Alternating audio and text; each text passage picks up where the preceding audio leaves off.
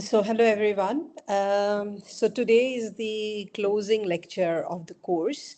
And so, today it's not about adding a new theory, but it is to tie the whole journey together. So, to show how the four modules, from module one to module four, connect into a single argument. And, over the course, we moved from a big idea, that is, the economy sits inside a finite planet through the physical limits of nature, the human and institutional realities, and finally the policies and bold visions for change. So this lecture steps back and asks what was the through line and what should finally carry away from this course. So we try to actually bring all of those things that we discussed together into one final presentation. That is where I want to actually pull the strings together. Okay. Okay, so let's start with the journey of this course. The course was actually built as a staircase. Each module rested on one before it, right? So the first module, if you remember, we discussed it was like a foundation, why the economy must be seen as sitting inside nature and not like it is outside the nature, and it can have limitless growth. So that was like the foundation of the course itself. Then we discussed about in module 2 the ecological systems and resource limits, the physical, biophysical limits, throughput of energy and material, thermodynamics, and also planetary boundaries. Then we moved to module 3, which is where we discussed about human behavior, institutions, and justice. How real people, institutions, and questions of fairness shape environmental outcomes. So all of that we discuss, in theory, does it really work when we, implement it in real world situation? And then comes module 4, which is policy transitions and alternative futures, where we discuss about the policy tools, their limits, and the vision for deeper transformation. So if you look at the way the course moved from why does this matter, which is what we discussed in module 1, to what are the limits in module 2, to who decides and who is affected in module 3, and what do we actually do in module 4. So let me very quickly, bring back each of these modules since we are concluding today, that what and how we because it's all over now, I understand, from 1 to 4. Let us see if we can bring them together and try and understand what exactly this course had tried to offer. So the first one, which is the foundation, module 1, it traced, how economic thinking changed. So for a long time, economists treated nature as a limitless supplier of raw materials and bottomless bin for waste, assuming technology would let growth continue forever. A few thinkers like Malthus, Ricardo, Mill, we discussed all of that, doubted this. And from the 1950s environmentalism and 1972 limits to growth report actually revived the debate. Ecological economics, founded as a field in 1989 by thinkers like Herman Daly, Robert Costanza, actually made this decisive shift that the economy is actually a subsystem of a finite ecosystem, which is powered by the sun, dependent on flow of materials through it. Daly gave us three questions, if you remember, in order of importance: scale, how big the economy can safely be; distribution, how fairly it is shared; and allocation, how efficiently resources are used. If you remember, I gave you an example of pie, how you need to actually, how big the pie can be, how it should be shared, and how effectively that sharing can be done. So in simple word, module one's big flip was that the economy is not a machine that contains nature. It is actually a bubbling, floating inside nature, and the bubble cannot grow forever. So there is a limit to growth. So I think one of the major takeaway of module one itself is that we start re-looking at the economy, environment, economy, ecosystem relationship. Rather than assuming that economy itself is a whole, we say that economy is a part of a larger ecosystem, and as such, there are limits to growth. So then we moved to module 2, which is ecological system and resource limits. Module 2 gave those limits a physical, scientific shape. The economy is a throughput system. It takes in low entropy, which is useful energy and matter, and gives out high entropy waste governed by, which is law of thermodynamics.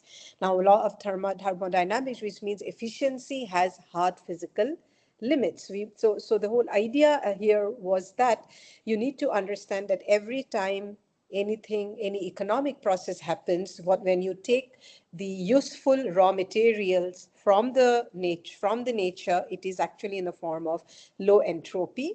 And so there is a lot of usefulness, both energy and matter. But the moment you convert it into something else, like for example, a tree getting converted into a table, you have actually moved into a high entropy, and the usefulness also starts coming down. So that, and then you start also generating a lot of wastes, and those wastes are absolutely high entropy, and this is where the law of thermodynamics comes in.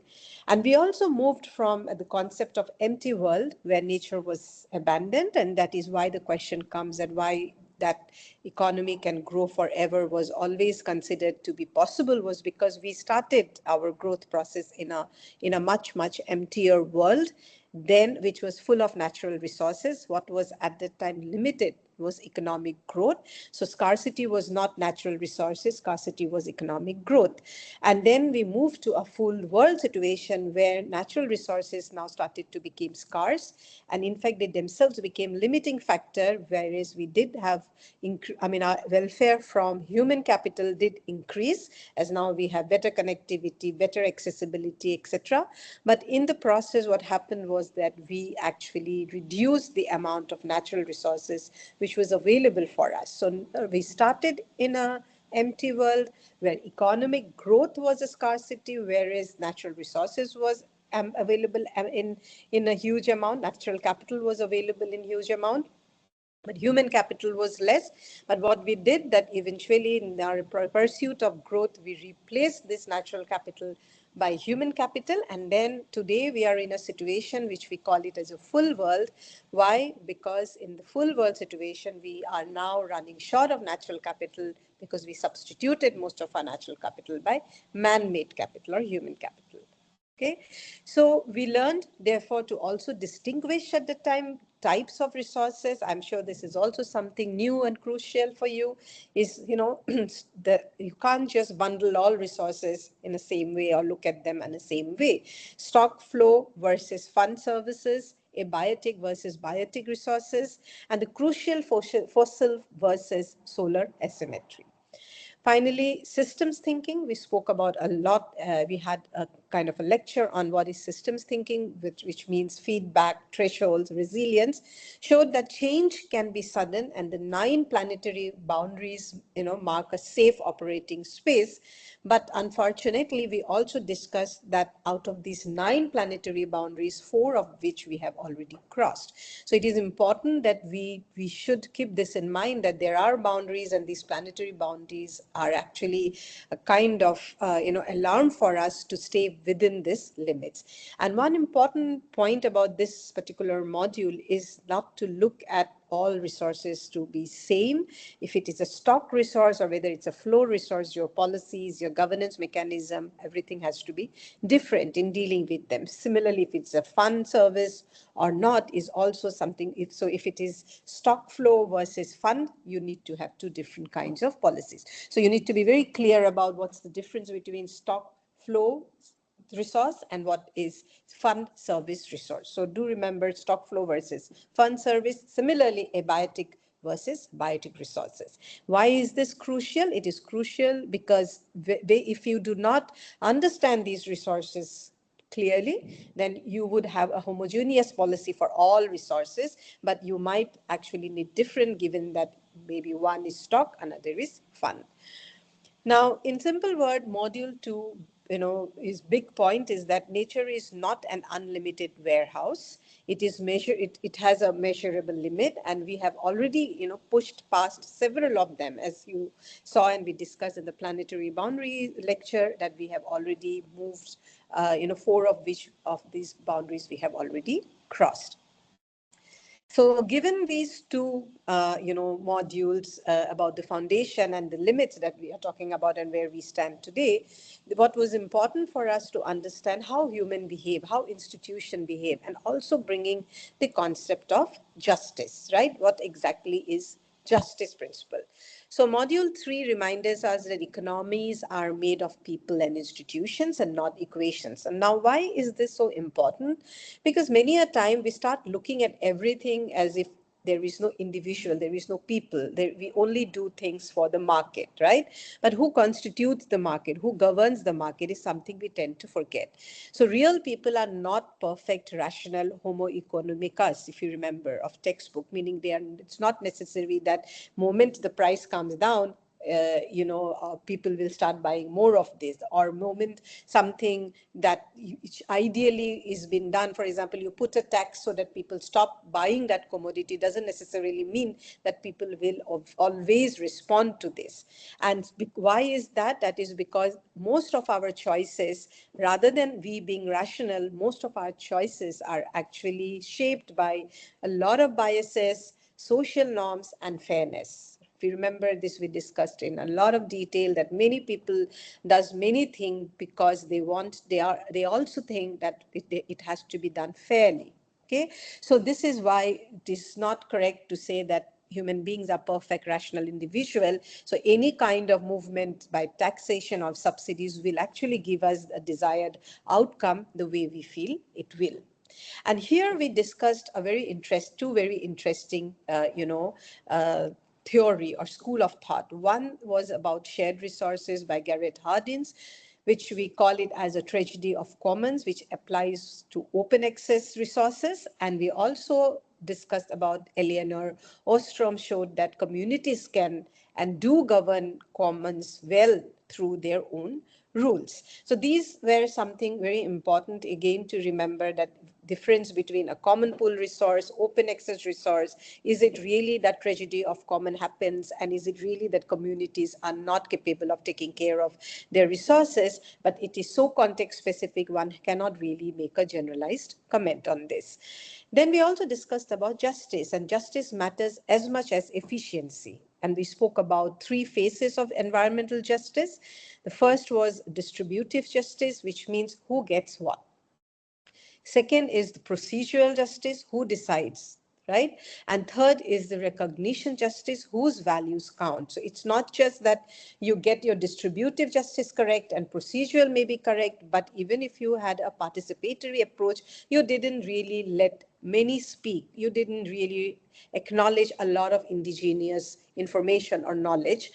So again, your entire three principles of justice fail. So these three phases of justice, of distributional, procedural, and recognition, are very important, particularly today for any environmental intervention, any intervention that we make, which may have an environmental impact. Then it is important that we need to take care of all of these three justice phases. And this is also across generation and between global north and south. Gender, caste, class, all intersects with environmental vulnerability. This is also something we discussed. It's unfortunately most of the time we see the one who is denied of these justices, be it distributive, be it procedural or recognition, it is mostly the one who also faces intersectionality or a difference in gender, caste, and class, because all of these intersects to increase one's vulnerability to any kind of environmental degradation. So what was module 3's big point? Whether we live within limits is not just a technical question. It also depends on human behavior, on institutions, and also very importantly on fairness, right? So this is something that we discussed in module 3. Now, let's also look at the last module that we discussed, which is module 4, which is policy, transitions, and alternative futures. Now, module 4 actually turned everything to action. So far we heard about the foundation, the resource limits, different kinds of limits, different kinds of resources, that every individual is not necessarily rational, and it needs to keep in mind the justice principle. But here we talk about what kind of policy can encourage such kind of transition. What can we look, what can be the future? I mean, how can we look at an alternative future? So what did we do?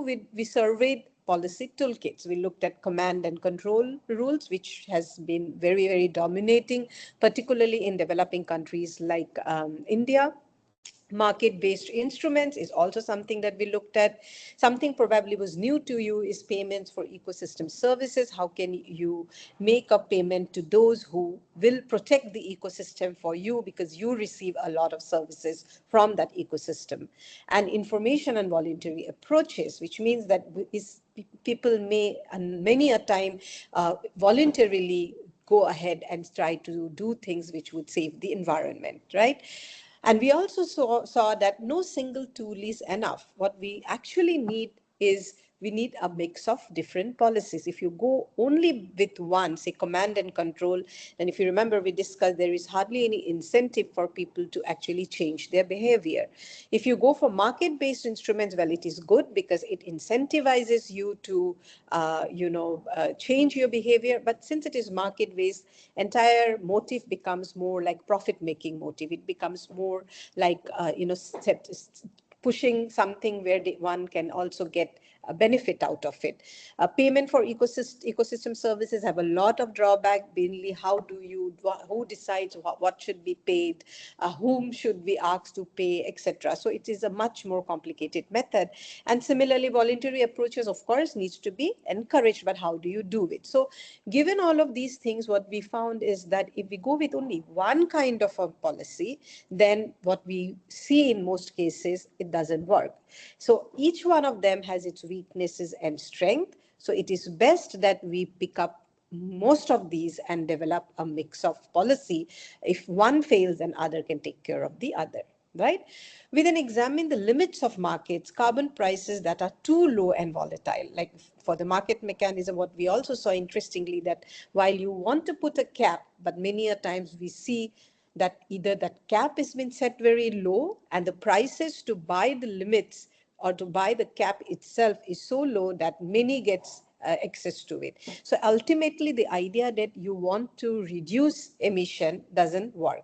So we also discussed about rebound effect that eat up the efficiency gain. So if suppose you improve efficiency in one, I gave you the example of a fridge. Earlier, you could manage with one fridge, but today you know that at the same price that you were earlier paying for your electricity bill, because the fridge efficiency has moved up, now you can actually buy two, and you pay same amount of money for two fridges. Now it's more number of resource consumption, although the efficiency is better. So this is something we call it as a rebound effect, which actually eats up all the gains that we try to acquire through better efficiency. We spoke about offsets plagued by fraud and ethical costs of pricing nature for the ecosystem, for payment for ecosystem services. Finally, we also explored, bolder visions. What were those? That multi-level perspective on how whole system can change. We also, interestingly, three things we discussed. We discussed about degrowth, we discussed about donut economics, and we also discussed about just transition. These are very, very interesting and new ideas. And I told you that these are something which hasn't really been taught so much in our core economic classes, but donut economics is something very, very interesting, and you might like to read more about it. So the synthesis is that degrowth sets the scale, donut sets the target, and just transition, which we just discussed, sets the conditions, right? So what did we gain in simple words from module 4? Fixing prices is not enough. Real changes needs the right mix of policies.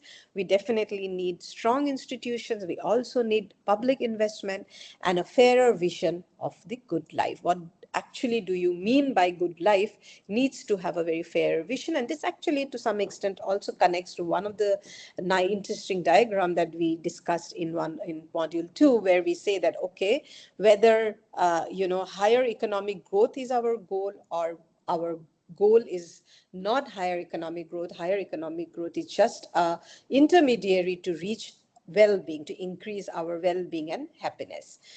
Now, if you try to tie all of these together, how does this big picture overall in this course looks like. So one thread runs through the entire course. That thread is that the economy is a subsystem of a finite biosphere.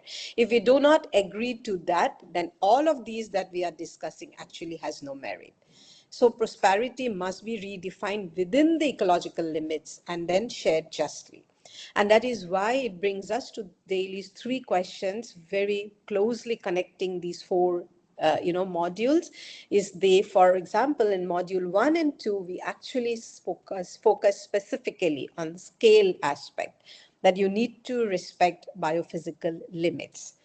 Planetary boundaries, throughput actually set the ceiling. And so if you ask me how all of these modules are connected in ecological economics from the lens of somebody like Herman Daly, then the first two module is specifically, talking about the scale.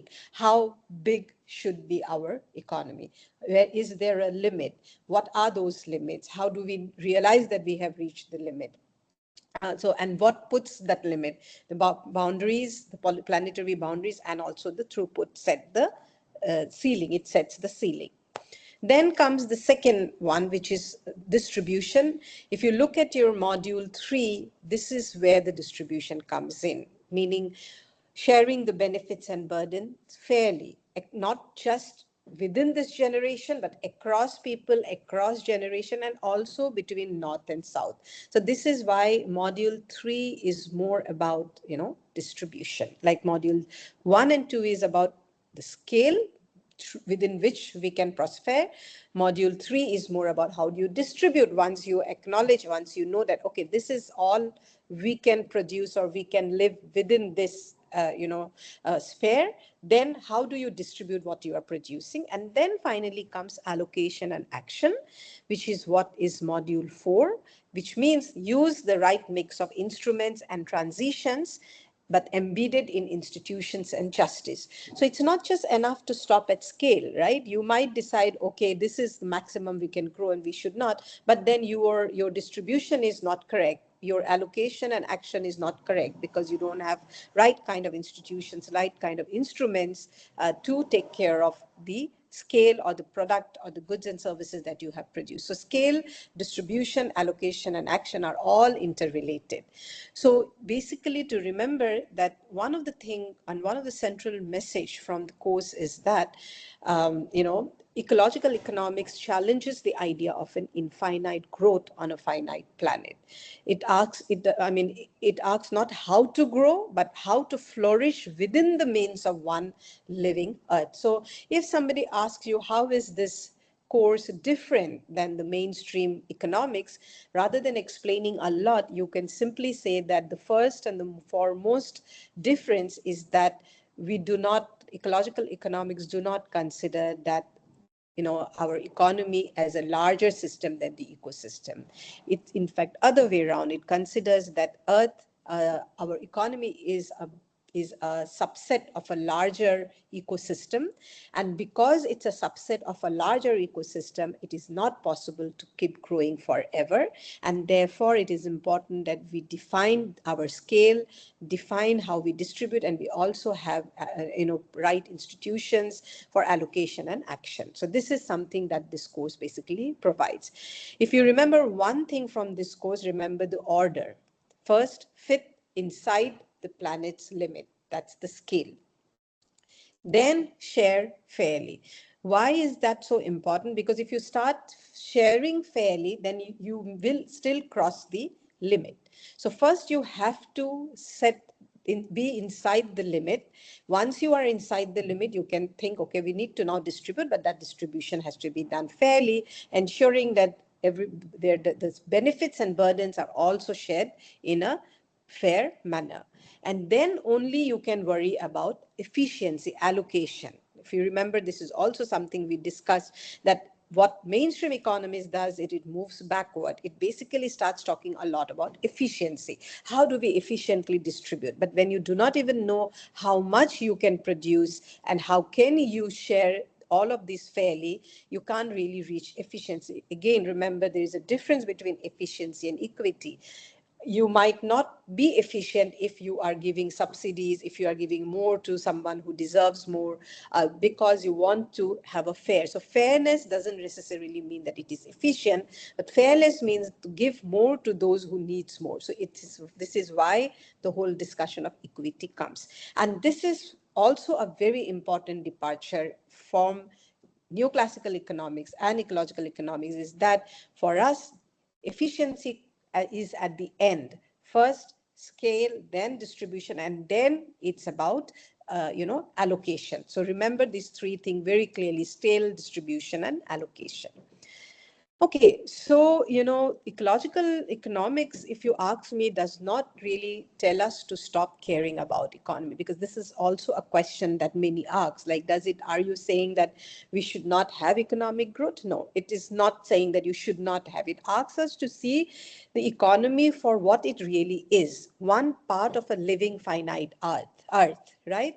The work ahead is to build economies that meets everyone's need without breaking the planet that sustain them. Now, you should also ask a question that we have been growing double digit, etc., for so many years, and probably we will be doing this for another 2 decades. But has it been able to reduce problems, issues such as poverty, inequality, etc.?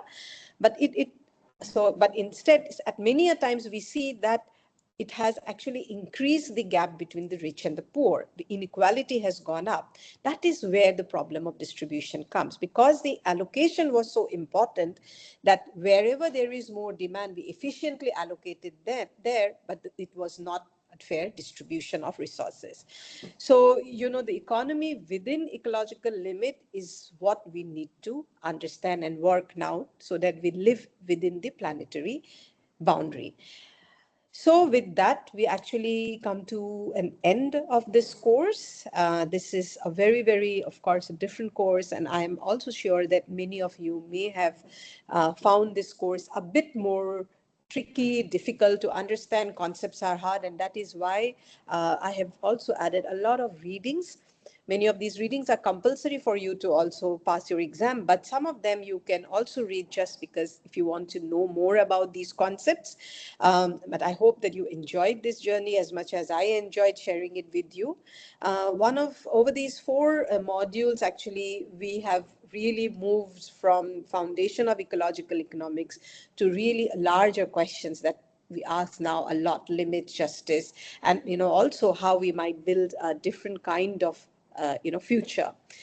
The most important thing for me is that if this course has changed the way you look at the economy even a little, that it has done its job, because that was the whole idea, to try and understand, try and bring in the whole point that neoclassical economics, although is a dominant economic school of thought even today, a lot of flaws exist. And so we need to look at it more from an ecological economics point of view, which doesn't tell you that do not grow, but it just tells you that you cannot grow forever, and it is not needed as well.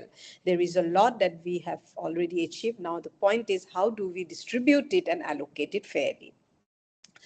So with this, I would like to actually thank all of you for your attention and also the willingness to join this course, which tells me that you have a willingness to rethink about many things that we discussed. The concept that we discussed in this course is actually not just theory. There are also tools for the choices your generation will make, and I hope you carry them forward with both rigor and care, right? So thank you very much and good luck.